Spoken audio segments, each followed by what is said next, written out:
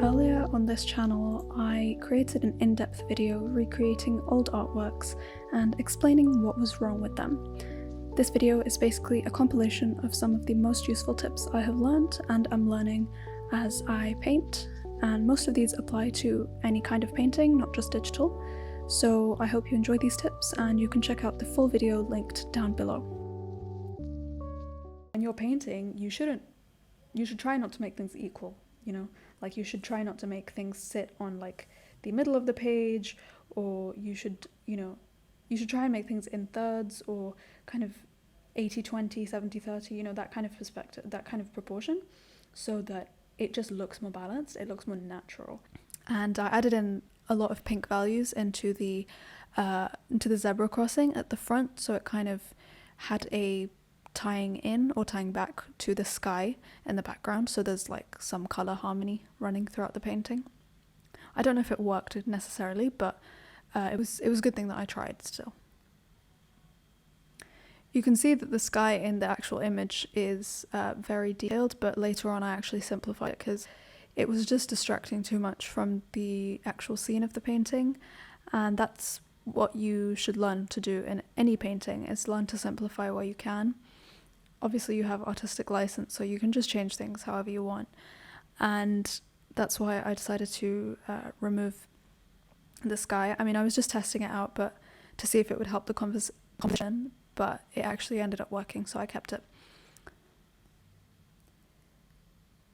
The lighting on the street, the road itself, tells us a lot of information which you don't see outside of the canvas, like what kind of road is on either side of this guy. Like I'm assuming the road that's kind of horizontal that he's crossing right now is a lot less busy, or at least on the right side there's fewer shops and things like that because it's darker, whereas obviously the vertical road, or the road that's kind of that he's walking towards, is a lot busier, it's got a lot of lights, maybe it's a busy high street kind of thing. So it's interesting to kind of see what clues you can pick up to try and piece the rest of the story, which is kind of what. And now I'm just trying to compare the two, putting them side by side. Here I'm adding those pink touches. It's a bit too jarring now that I look at it, the pink. Value. So if you don't know what value is, I feel like people get very confused with this, even I was very confused. Value is basically how light or dark something is. So when I was doing this painting, I could not capture that lightness, that kind of sense of, I mean, I guess it's dawn light. It could be sunset as well, actually. But that kind of lightness of the daytime. Let's assume it's morning. I couldn't capture that. You can see that my values are way darker, like super dark. Like look at the value of this and look at the value of this. If I was to turn this iPad black and white, in fact I might just do that.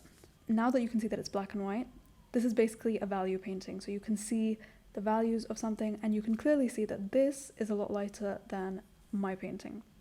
And just in general, the entire thing is way darker than this painting. So that's the main thing that I got wrong. Let's turn this back into color. That's the main thing that I got wrong with this painting. Now, you have to think about value first before you think about color. Color is kind of like the icing on the cake. You don't actually have to worry about color as long as you get your values right.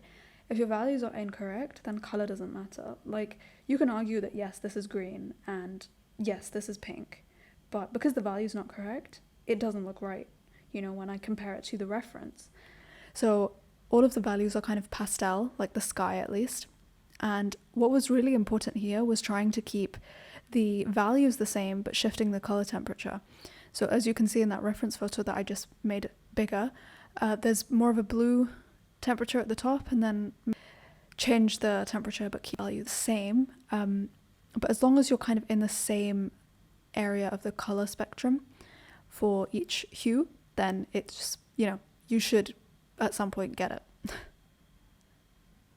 I decided to make the clouds kind of puff out as like it's a cloud of smoke from this house, which is why I clustered everything, because I wasn't really a big fan of the way the clouds were clustered in the photo.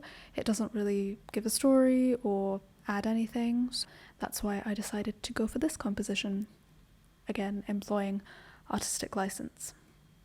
On the water there's some kind of green somethings. I removed that because it wasn't really adding to the picture, so That's what I love about painting, is that you can kind of just do what you want to make the composition look better. And actually, this is a problem that beginners do a lot, which is we render everything, and you don't need to render everything. Because there's a problem that comes with that, and that problem is you don't have a focus point, you don't have a focal point.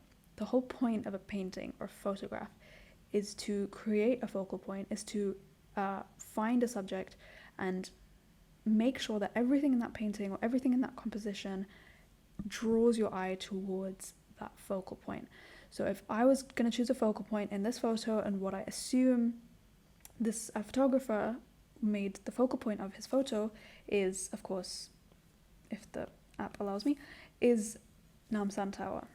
It's clearly, everything is kind of, the trees are pointing up towards it. You have these telephone wires pointing towards it. Even the road itself is going upwards. It's sloping upwards. So everything is pointing upwards to focus on this tower. And I understood that when I was painting this, but I didn't understand how to execute that in a painterly fashion. So if I was going to do this differently, I would not render everything. First of all, you have to determine your focal point and then render only that, and render only the things which lead towards your focal point. And everything else you give impressions of. You don't have to render it fully because it will just distract from the subject. Thumbnails are also a very great way to start a painting. I think I made a video about thumbnails. I can't remember. Maybe I did, maybe I didn't. If I didn't, then that's a great video idea. So all of this is in shadow, let's say, and then this, get the little, this is, some of the pens are used as diagrammatic pens, so they'll automatically create straight lines, which is kind of annoying sometimes.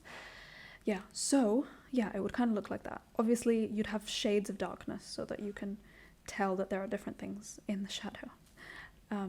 Like the road is darker or whatever. And then you can kind of draw the figure, I don't know, like, however